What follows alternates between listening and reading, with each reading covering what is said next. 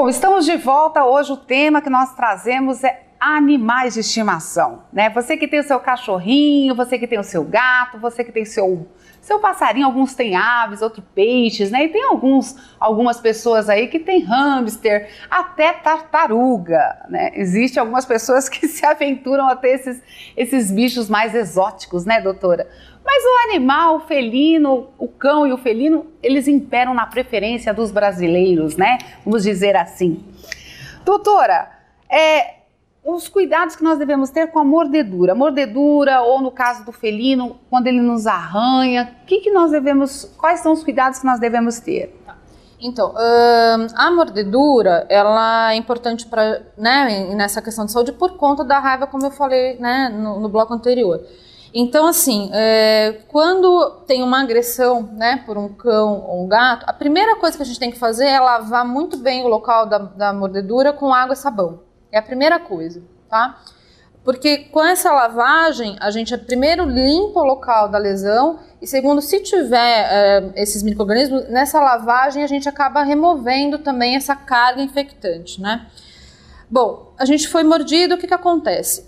A primeira coisa é procurar um serviço de saúde para o médico avaliar a lesão, avaliar o local da mordedura e, se for o caso, ele indica a vacina antirrábica humana para a pessoa que foi agredida. Mas é muito importante sempre falar para esse profissional que está atendendo qual foi o tipo de animal que mordeu. Foi um animal de rua? Foi um animal que é vacinado? É um animal que tem dono?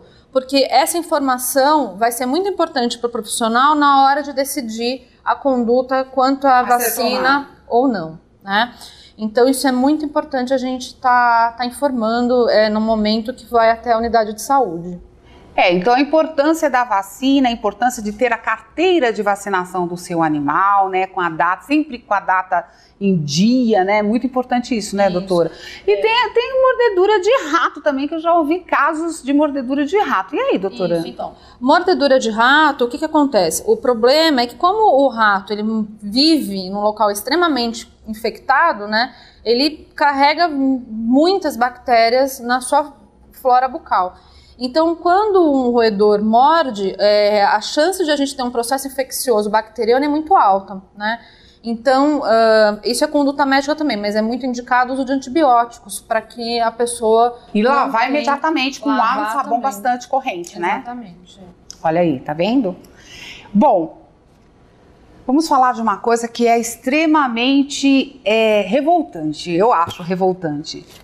Maus tratos com os animais. Nós até ouvimos em algumas emissoras de televisão, vimos, né, algumas reportagens de âmbito nacional que deu grande repercussão na mídia dessa questão de maltratar os animais, né, o abandono, o maltrato. Doutora, vamos falar desse assunto um pouquinho? Vamos. Então, o maus tratos, ele é crime ambiental, ele está previsto na legislação ambiental, né? Então, no todo o território nacional, o maus tratos a um animal, seja ele qual tipo de maus tratos for, que não necessariamente é só uma agressão física, mas também é o não cuidado desse animal, né?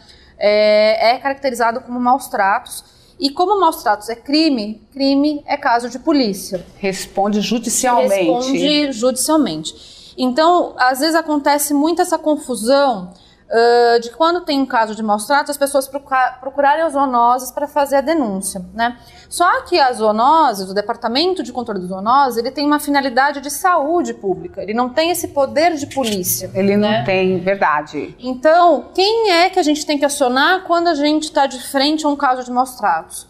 Polícia Militar Ambiental, Polícia Civil, órgãos de defesa ambiental, a Guarda Ambiental. Então, são departamentos que apuram e investigam crimes, porque, como eu falei, maus tratos é um crime, né? Então são eles os órgãos responsáveis para fazer essa investigação e, se for o caso, remover o animal dessa residência.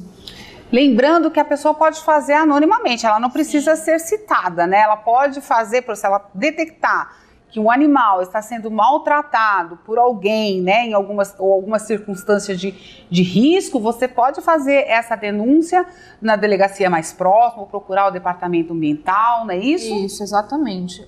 Então, exercer o direito aí, né, de...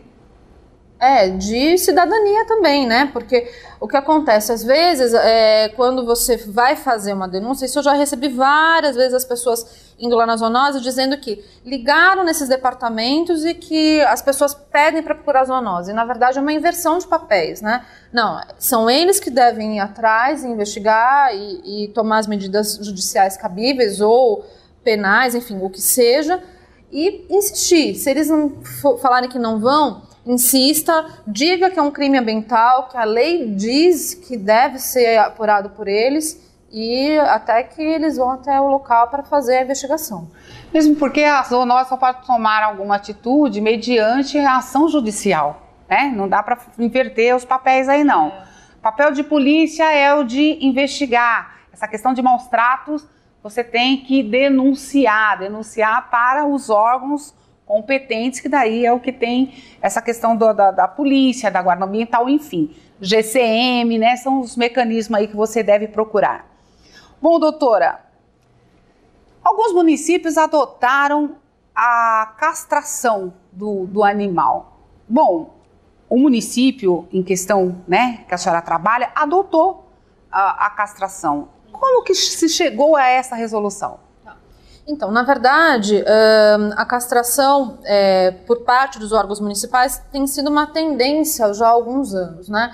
Por quê? Porque observou-se que a quantidade de animais abandonados em sofrimento na rua era uma quantidade muito grande, né? Então, qual que é a forma da gente controlar a superpopulação de animais? É agindo, né, na castração, a gente fazendo as campanhas para que a gente controle o número de animais aí que vem nascendo a cada ano. No município em que eu trabalho, a campanha foi adotada desde dezembro de 2007, né? E aí já são mais de 3 mil animais castrados nesses anos aí que a gente vem fazendo as campanhas. Gratuitamente? Gratuitamente. Como que é feito isso? Vem um grupo de veterinários? Como é que é feito? Exatamente. O município cadastro contratou, né, um veterinário especializado, né, em cirurgias de castração. Daí nós fazemos mutirões, então geralmente é o último sábado de cada mês. Nós fazemos em média de 100 a 120 castrações de animais durante um sábado, né? E aí os proprietários só vão até as zoonoses com os documentos necessários, que é só o RG, um comprovante de residência, fazem a inscrição e aí no dia da castração levam o seu animal até o local da cirurgia. Depois da cirurgia, o proprietário recebe todas as orientações, né, dos cuidados pós-cirúrgicos e a gente sempre deixa o telefone da zoonose à disposição para qualquer dúvida ou qualquer problema que o animal venha ter para ele estar nos contactando, né?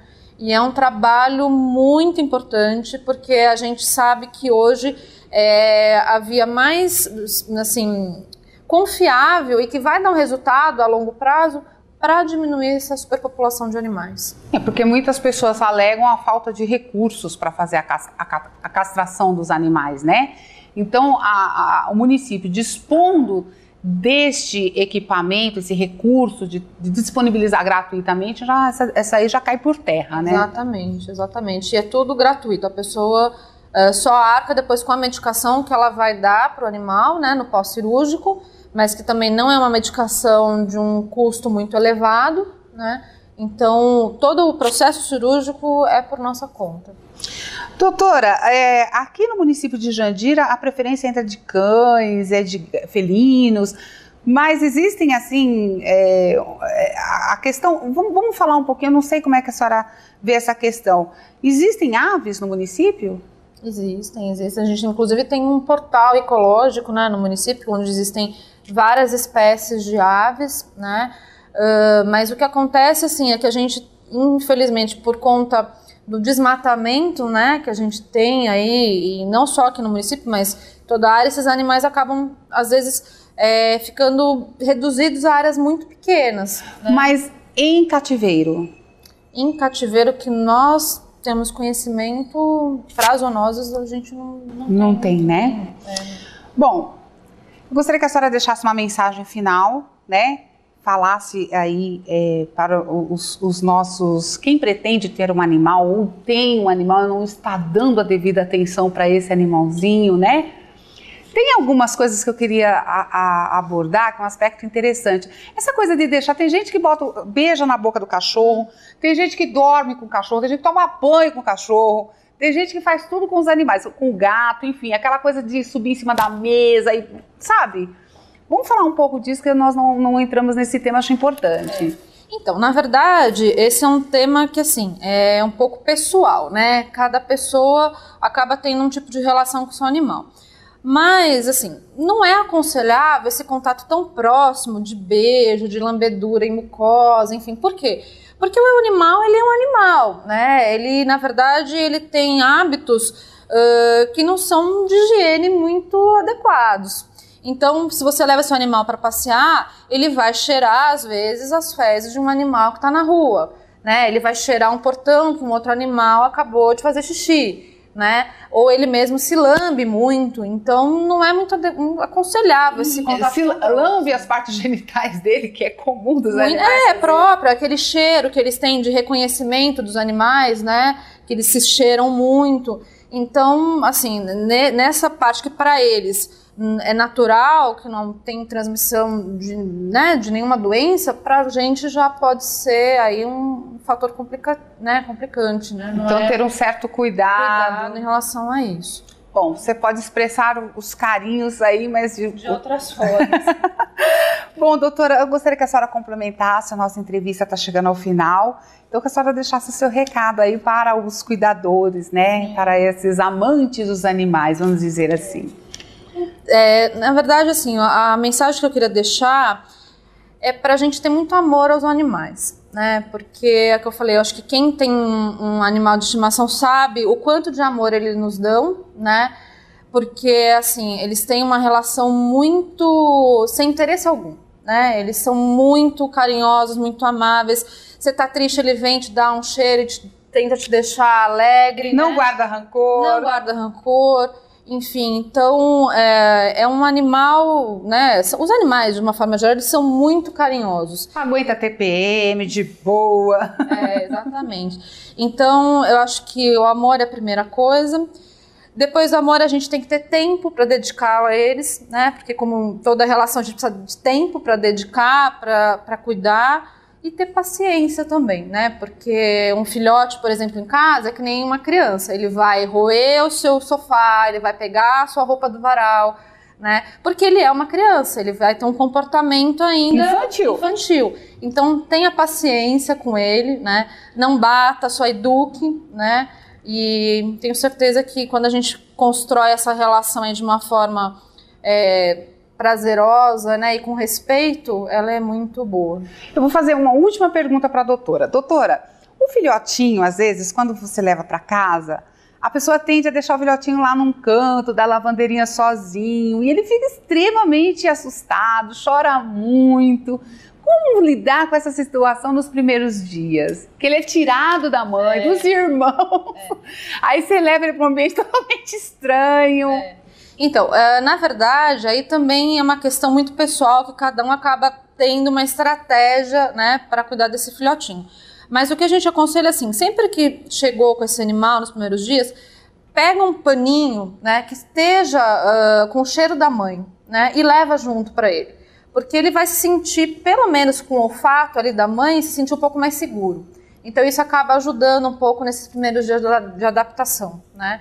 E tem gente que deixa som ambiente para ele se acalmar, tem gente que já põe um pouco mais perto de casa, mas assim, o importante é não esquecer do animalzinho lá, né? Sempre não abandonar. Ele vai chorar, mas assim, tenta ficar um pouquinho próximo, dá um pouquinho de carinho que ele acalma e você consegue passar essa fase. Essa segurança. Bom, nós estivemos aqui no programa, hoje nós tratamos desses bichos maravilhosos, animais que são chamados muitas vezes de irracionais. Mas irracionais muitas vezes somos nós, seres humanos, com as nossas várias e inúmeras imperfeições. Tá bom? Espero que nós tenhamos elucidado um pouquinho das suas dúvidas. Doutora Ana Cláudia, muito, muito, muito obrigada. Deus te guie, ilumine nesse caminho aí que é a veterinária, né? Trabalhando com os animais, enfim, Deus abençoe, tá bom? Bom, meus amigos, nós voltamos já já, não saia daí.